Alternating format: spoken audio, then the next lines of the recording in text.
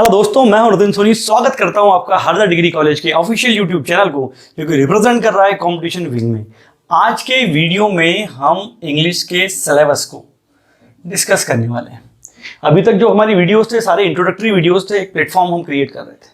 अब हम जो इंग्लिश के सिलेबस को डिस्कस करेंगे कि अलग अलग कॉम्पिटिशन एग्जाम्स में जो अंग्रेजी आती है, लाइक जैसे कि हम बात करें बैंकिंग की, तो बैंक में इंग्लिश आती है, एसएससी में इंग्लिश आता है, व्यापम जो कि आजकल एमपीपी भी बन गया है, नाम ही बदला है बस, बाकी तो ठीक है।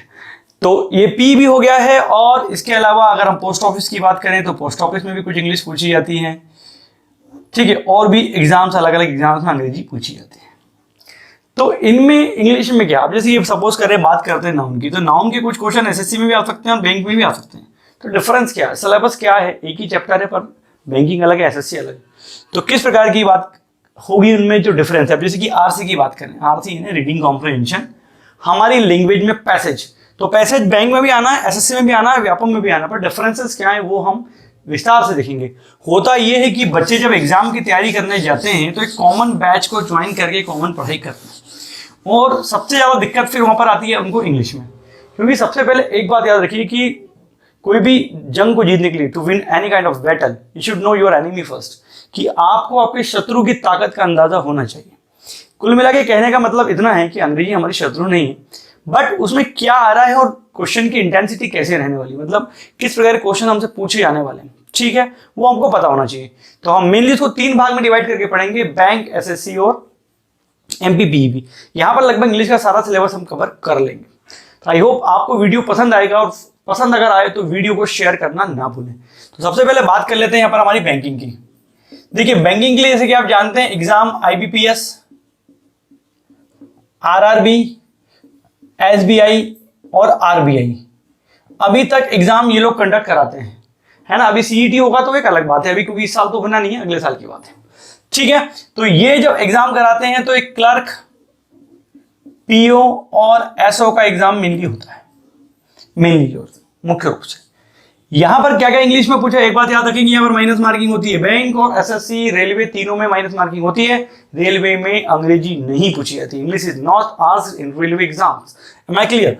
अब हम बात करते हैं बैंक में क्लर्क और पीओ में पूछे जाने वाले सिलेबस की। अब एक बात और है सर, क्लर्क और पीओ के सिलेबस में अंतर क्या है, टॉपिक लगभग सेम होते हैं, बस लेवल ऑफ डिफिकल्टी थोड़ा सा अलग रहता है। मतलब clerk exam is comparatively easy than PO, ठीक है, कि कंपैरेटिवली इजी होती है क्लर्क का एग्जाम। अगर हम बात करते हैं बैंकिंग एग्जाम में, तो प्री और मेंस में इंग्लिश पूछी जाने वाली है, ठीक है ना। एसबीआई की बात करें तो यहाँ पर जीडीपीआई होता है, वो भी इंग्लिश में हो सकता है, और एक डिस्क्रिप्टिव भी होता है। यहाँ पर एसबीआई में डिस्क्रिप्टिव इंग्लिश का पेपर भी होता है। अब बात करते हैं नाउन में पूछा क्या जाता है। सबसे पहले आने वाली चीज है रीडिंग कॉम्प्रिहेंशन।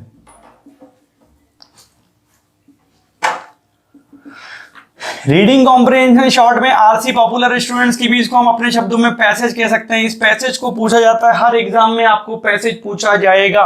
इसी पैसेज के अंदर से सिनोनियम्स और एंटोनियम्स आपसे पूछे जाते हैं। सिनोनियम्स और एंटोनियम पैसेज के अंदर से, मतलब मान लो अगर 10 नंबर का आ रहा है तो 6 क्वेश्चन रहेंगे, 2 सिनोनियम और 2 एंटोनियम, इस प्रकार से 10 मार्क्स का ये आने वाला है।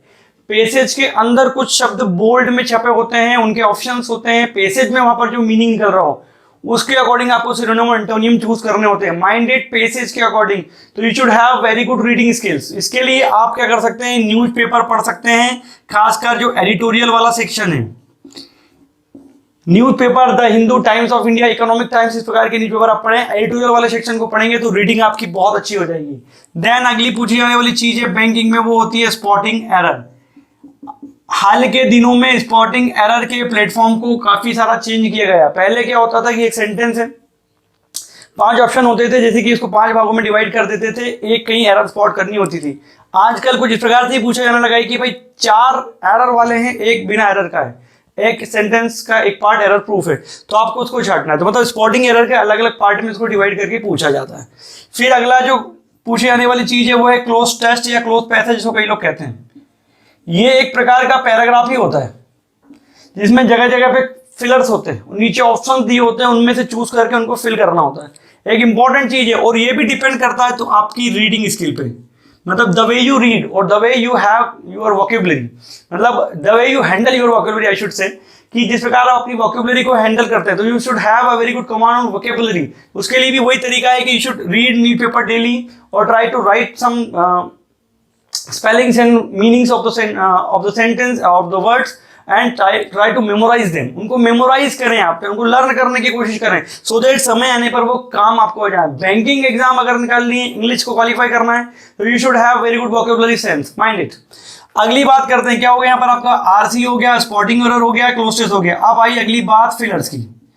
फिलर्स अपन नॉर्मल लैंग्वेज में बोलते हैं fill in the blanks, normal शब्दों में फिल इन द ब्लैंक्स बोला जाता है। तो यहां पर सिंगल, डबल, ट्रिपल इस प्रकार से भी पूछे जाते हैं आजकल। और आजकल तो पूरा पैसेज दे देते हैं, 3-4 लाइन मिसिंग होती है। इसमें से पैसेज में से 3-4 लाइन्स मिसिंग होती है, नीचे पर 3-4 लाइन दी होती है, उनको वहां पर फिल करना होता है। घबराना नहीं है, सारी चीजें पढ़ाई जाएंगी।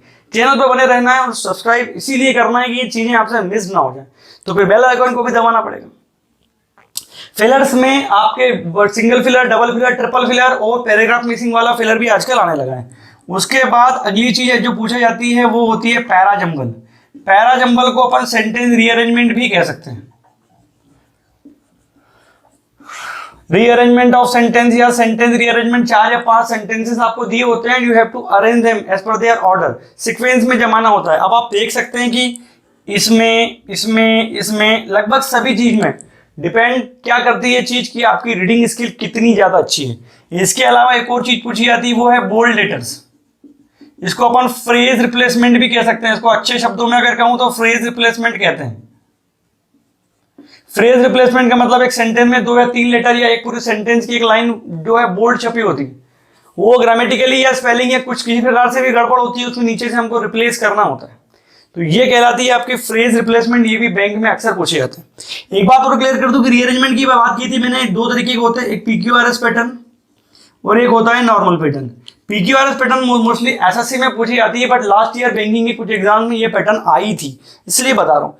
4 ऑप्शन भी दिए रहते हैं सेंटेंस में, सेंटेंस के जैसे कि पीक्यूआरएस, एसपीआरक्यू, आरक्यूपीएस, इस प्रकार से वहां से यूज करना, तो वो कंपेरेटिवली इजी हो जाता है। पर बैंकिंग में अक्सर ऐसे नहीं पूछे जाते। साथ में कुछ चीजें स्पेलिंग की भी जो कि पहले पूछी जाती थी, अब नहीं पूछी जाती, पर फिर भी मैं बता दे रहा हूँ। स्पेलिंग के भी कुछ चीजें यहाँ से पूछी जा सकती हैं और मोस्टली पूछी जाती। तो ये मेन वो चीजें थी जो बैंक में पूछी जाती है, जैसे कि reading comprehension, spotting error, cloze test, fill in the blanks और पैराजंबल। ये चीज अगर आप पढ़ते हैं तो बैंक का आपका पीओ एग्जाम हो या क्लर्क का एग्जाम हो, वो आपका क्लियर हो जाता है। ठीक है, तो ये सिलेबस हुआ आपका बैंकिंग का। जिनको समझ में आया हो तो स्क्रीनशॉट ले लें ताकि आपके पास सेफ रहे। इसके रिगार्डिंग कोई क्वेश्चन हो तो आप बिल्कुल जो है कमेंट बॉक्स में कमेंट करें। अब हम बात करते हैं एसएससी की।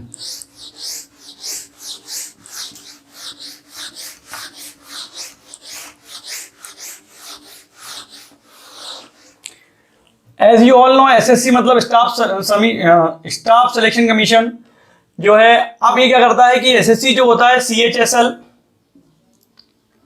डीईओ, डेटा एंट्री ऑपरेटर और सीजीएल, इस प्रकार से रिक्रूटमेंट करता है। सब जगह इंग्लिश पूछी जाती है। अंतर सिर्फ इतना है लेवल ऑफ डिफिकल्टी का। कॉमन टॉपिक्स जो होते हैं उनमें हम बात करते हैं क्या क्या पूछा जाता है। देखिए एसएससी में भी सबसे पहले आरसी यानी कि शॉर्ट में लिख दे रहा हूँ, रीडिंग कॉम्प्रिहेंशन यानी कि पैसेज पूछा जाता है। अब अंतर क्या है कि बैंक का पैसेज लेंथी होता है, लंबा होता है, डिफिकल्ट होता है। एसएससी का पैसेज थोड़ा सा सरल होगा। स्पॉटिंग एरर आपसे यहाँ भी पूछी जाएंगी, पर बैंकिंग की स्पॉटिंग एरर में होते हैं 5 ऑप्शन, यहाँ होते हैं 4। एसएससी में 4 ही ऑप्शन देगा, यानी कि 4 ही गोले रहेंगे जो आपको उनमें से कोई काला करना है, ऑनलाइन एग्जाम में ब्लैक करना है, डॉट लगानी। ठीक है। अगले में देखेंगे यहाँ पर सिनोनियम्स। देखिए भैया, अगर आप एसएससी की तैयारी कर रहे हैं तो वोकैबुलरी बहुत ज्यादा ही अच्छी होनी चाहिए, क्योंकि सिनोनियम और एंटोनियम अलग से पूछता है, साथ में स्पेलिंग्स भी पूछता है। स्पेलिंग से मतलब क्या होगा कि 4 स्पेलिंग दी रहेंगी, उनमें से एक कोई गलत है और 3 सही है, या 3 गलत है 1 सही है, वो आपको चुनना रहेगा। किस प्रकार से देखिए, जैसे कि मैंने कहा रेड, राड, बहुत सरल था बता रहा हूं मैं, और ये इस प्रकार से। तो यहां पर आपको 3 गलत थी, 1 सही, आपने रेड की चुन ली। ये मैंने एक एग्जांपल के लिए बताई, इतनी सरल आना नहीं है वैसे। और वैसे दुनिया में देखा जाए तो कठिन कुछ होता भी नहीं, कठिन वो है जो हमको नहीं आता। ठीक है, तो प्रैक्टिस कीजिए। अगला आया यहां पर आपका one word substitutions. One word substitution मतलब अनेक शब्दों के लिए एक शब्द। ये एसएससी में फ्रिक्वेंटली पूछे जाने वाले सवाल है और मेंस के एग्जाम में अक्सर खूब ज्यादा भी आते हैं।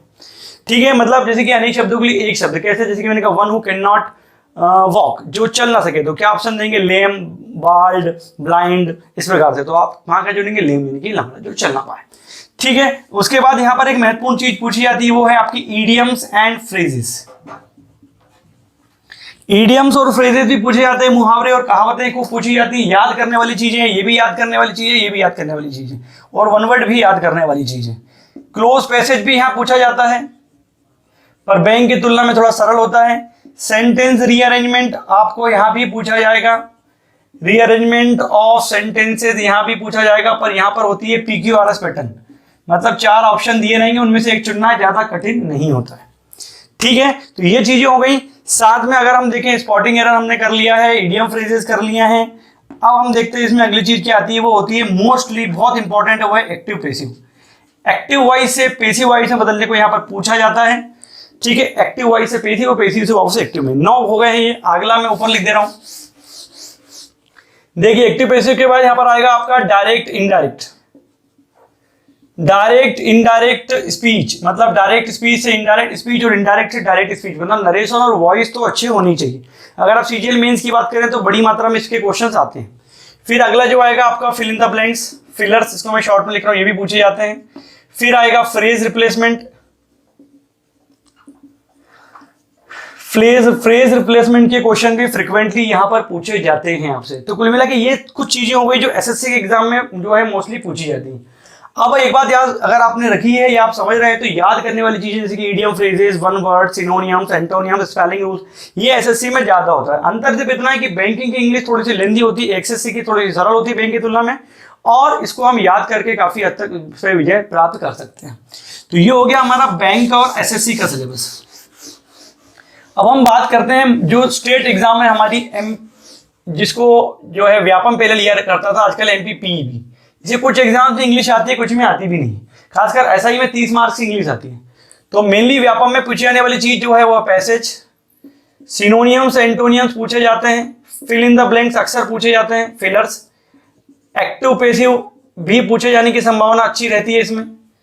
कुछ पैराजंबल के क्वेश्चन भी कभी कभी देखे जाते हैं फ्रिक्वेंटली। नरेशन वाले क्वेश्चन यानी कि डायरेक्ट से इनडायरेक्ट, इनडायरेक्ट से डायरेक्ट, ये भी पूछे जाते हैं। वन वर्ड वाले क्वेश्चन हमेशा आएंगे। ईडियम फ्रेज भी पूछे जाते हुए नजर आते हैं। मतलब अगर शॉर्ट में अगर मैं कह दूं तो आप सरल शब्दों में समझें तो यदि आप एसएससी के सिलेबस को कंप्लीट करते हैं तो व्यापम का जो है आपका अपने आप जो है कोर्स पूरा हो जाता है, और यही लगभग पोस्ट ऑफिस में भी पूछा जाता है। मेनली व्यापम में पूछे जाने वाले टॉपिक जो है tense, voice, narration, modals, article, noun, इनके क्वेश्चन ज्यादा करके फिलर्स में या एरर्स में बन जाते हैं। तो ये मैंने आज के जो है वीडियो में आपसे मोस्टली जो मेन चीज थी सिलेबस डिस्कस किया है। अब क्या होगा कि नेक्स्ट जो अपकमिंग वीडियो है उसमें सारे सिलेबस के टॉपिक वाइज हम डिस्कस करेंगे। लाइक जैसे कि हम कल हो सकता है आर्टिकल का वीडियो लेके आऊं तो 2-4 दिन वो चले, फिर उसके क्वेश्चंस हम लगाएं। सारी चीजें आपको यहीं पर मिलेंगी। आपको बस वीडियो में बने रहना है, चैनल के साथ बने रहना है। वीडियो पसंद आ रहा है तो लाइक शेयर जरूर करें, और अभी तक अगर सब्सक्राइब नहीं किया है तो मेरे दोस्त सब्सक्राइब जरूर कर दें। आने वाले वीडियो के लिए चैनल के साथ बने रहिए, पढ़ते रहिए। मैं नितिन सोनी आपसे विदा लेता हूं। धन्यवाद।